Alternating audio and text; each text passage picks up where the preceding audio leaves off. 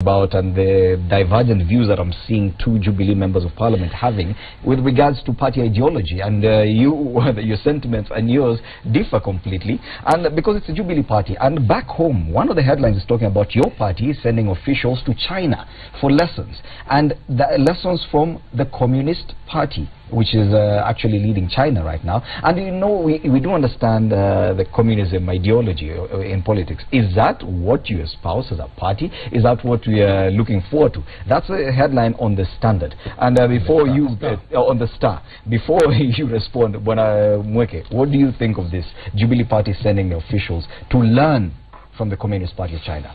You know, this is proving what CORD has been saying, especially with the now selective ID issuance and voter registration that you're seeing in central Kenya. Why the Jubilee Party is sending people to China is to go and benchmark how one single party has had a control of China since I think 1949 or something, pretty much on how to be a dictator. And you can see it happening where Jubilee forced people to merge their parties so that you could have a single party, going back to the almost single party era and threatening people that if you don't want to get into a party, you need to ship out. Now they are going to sending hundreds of officials to go and learn how to stay in power no matter what. And no matter what means no matter even what the people's will is, because the people here are the ones that are supposed to decide who's to be in power. So this is beginning to prove the narrative that us in the opposition have been having, that Jubilee are beginning to rig these elections way before the election date. It's a very scary thing. We've never been a communist country. We've always sided with the capitalists. We always have a capitalist mentality.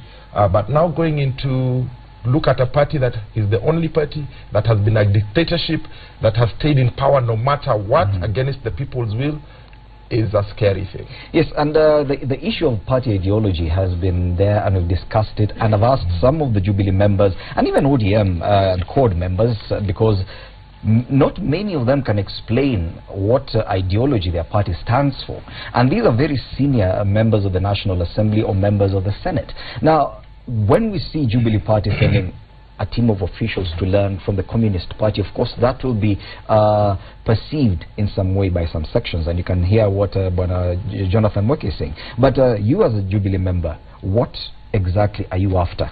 I can tell you very easily. I agree, I concede when it comes to political management of China, one can raise issues regarding the Communist Party.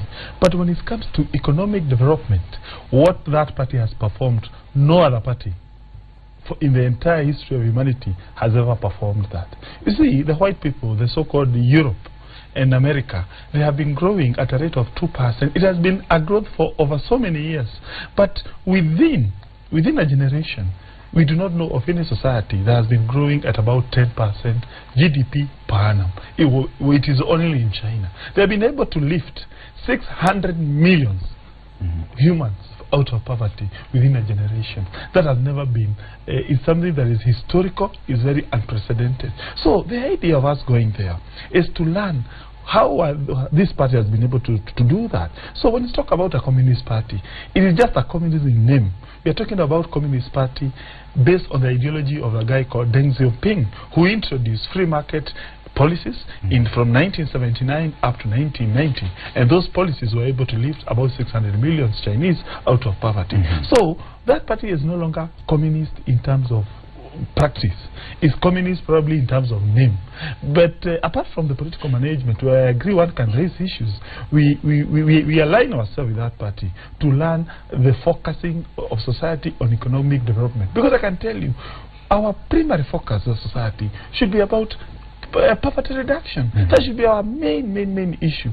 And we have seen that indeed the policies which appear to work are those which focus on economic management. And that is why we align ourselves with that party, which has done something so historical. Therefore one would raise the question that should we not be sending technocrats to interact with the Chinese government instead of sending party officials to learn how they run their party? No, I can tell you the reason why we have to send our party officials. It is the party that came up up with those policies.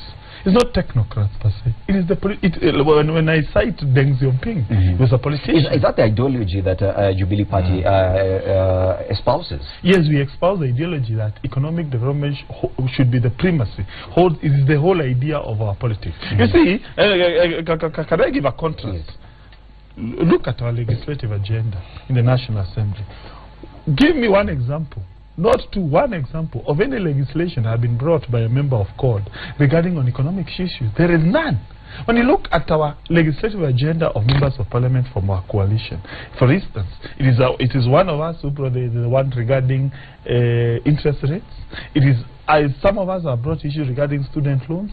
Others have brought issues regarding the issue of the beer, which we want to control to ensure we don't have illicit alcohol in our societies. But then the legislative history is usually on politics. It has nothing to do with economic development. So that's our issue about forecasting. Bwana Yusuf Hassan, do you agree with your colleague that Jubilee Party and the Communist Party of China have a lot in common? Well, I wouldn't say we have a lot in common. We are very different. You hope to have a lot in common? No, we are very different. Kenya is a multi-party democracy. It is almost on the verge of anarchy. We have free politics, free debates. We have very competitive elections.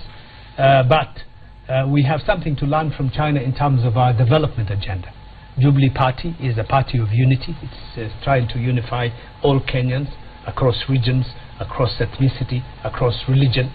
And if you look at the harmony that and the development agenda of China, China has made miraculous changes into the economic policy. It was an underdeveloped poor country some 50, 60 years ago. Now it is one of the most developed countries in the world.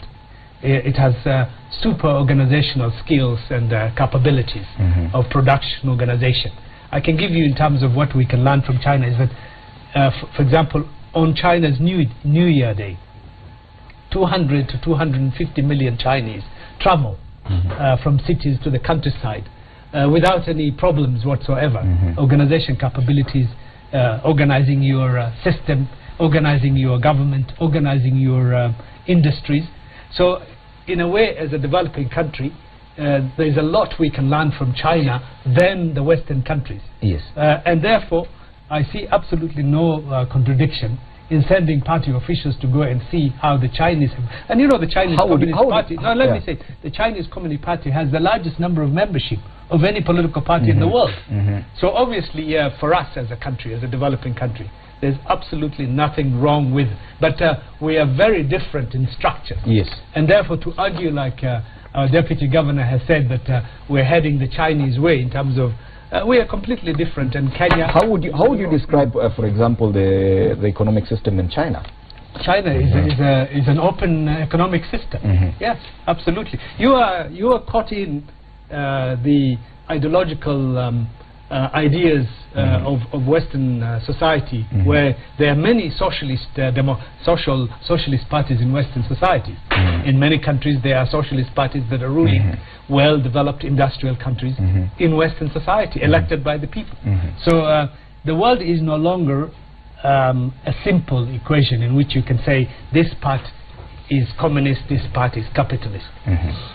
We have mixed economies, and China has experimented in such ways that I don't think you can really describe China's economy anymore as anything other than a free market economy. Do you agree? And a very competitive one in that sense. Yes, I completely disagree, because economies, of course, emanate from fiscal policies, and China's primary fiscal policy is controlling their currency so that it does not compete openly with other currencies from around the world, and that's what keeps their GDP perceived to be growing at that kind of 10%. And we know China is coming to a very serious economic crisis in this very decade because of their closed economies that lock out market forces. But what Jubilee is doing is very clear. It's not about the economy, because actions speak louder than words. If you look at what China has been able to do economically, yes, it has created jobs, it has reinvented manufacturing and so on and so forth, and give credit where credit is due. But if you look at the record of the Jubilee government, it's not succeeded economically, it's not succeeded in development, so that's not what they're going to learn. What they have succeeded in doing is buying MPs from the opposition to create one big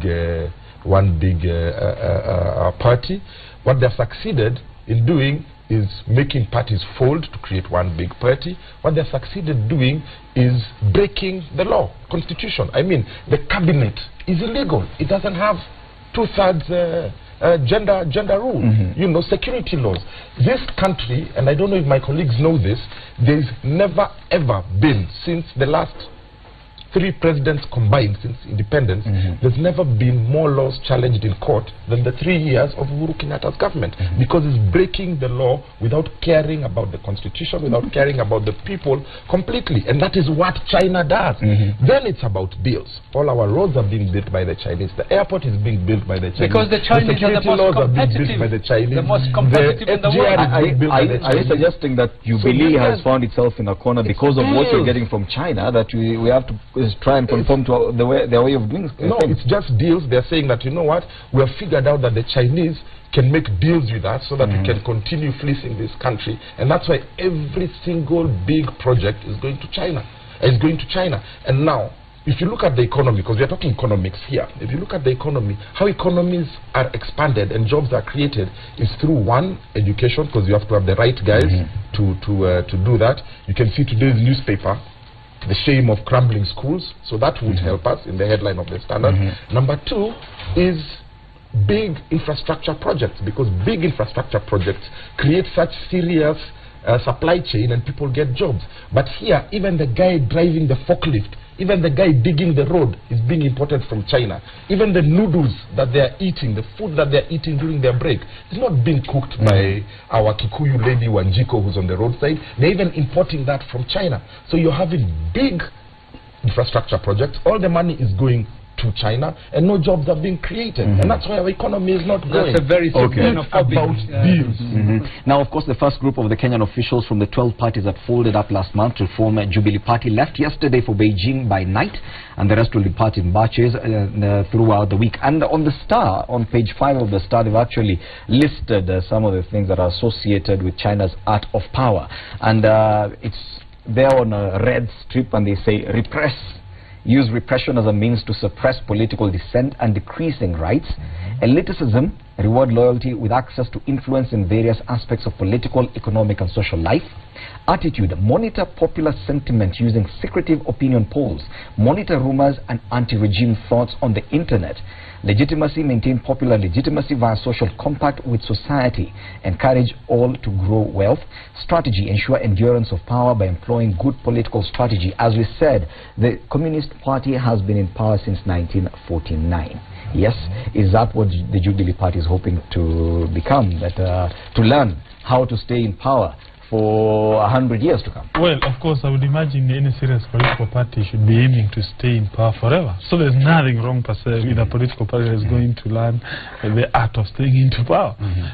Be that as it using those methods that I've just listed. Well, no. Of course, no. You see, the point is we have a constitution, which is quite a liberal constitution. We are playing within the rules of that constitution. The issue of, for instance, folding up the parties, it is something that was provided for. Any party that did not wish to join us, of course, was at liberty to refuse.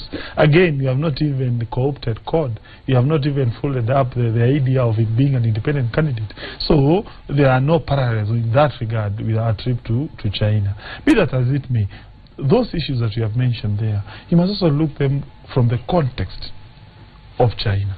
If you know, China is in terms of population, it has a very huge population, 1.4 billion persons. So to me, at times, I understand the reason why Communist Party operates that way in our society. You understand? Yes, of course, I understand personally, but because surely, look here, we're talking about 1.4 billion people. How do you manage those people? And if at all you are such a bad party, I would imagine there will be a revolution as we speak.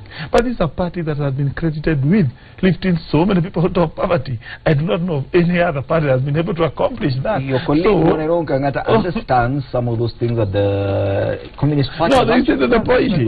Let me say that your comments and the analysis in this newspaper are very biased. They are a very one-sided view of what China is. China has its problems. China has its history. The Chinese Communist Party has its history, of which we know. But China has made some remarkable achievements in a very short time in its history. It's kept a very big country together, united. It has created one of the fastest growing economies in the world. Surely, as a country, there is something that we can learn from that for our own development. Secondly, Jubilee is aspiring to be a national party, a party for all Kenyans, a party that has united various political parties. And in fact, when you look at some of the things the Deputy Governor is saying, the political parties in our country are regional and tribal. Wiper comes from a particular region. ODM is limited to a particular region. It's not necessarily a national party. Ford is a regional party. What we are trying to do is we're trying to change that. We're trying to create a new paradigm by creating a party that every Kenyan can aspire to belong to. Secondly, the circumstances of Kenya's political development is such that it is not possible for any party or any leader in this country to create the conditions that the Deputy Governor is talking about, of suppressing all other political views. We're a very free country. We have a very sound constitution. And at the end of the day, it's the Kenyan public, the marketplace. This is the market we're appealing. The political market that we're appealing to is to the Kenyan public, the 40 million plus, who will determine who is going to be the next president of Kenya, who is going to be the next governor of what county. And that competition is open to everybody. And we are, as a party, offering a much superior product, some much superior ideas, and we're focusing on the uplifting of our population, our development, and there are a lot we can emulate and learn from the Chinese in terms of building a better Kenya. Okay, let's now again, talk about, again, one point. Yes, my colleague here is talking about that we should align ourselves with the Western societies. Fine, I agree.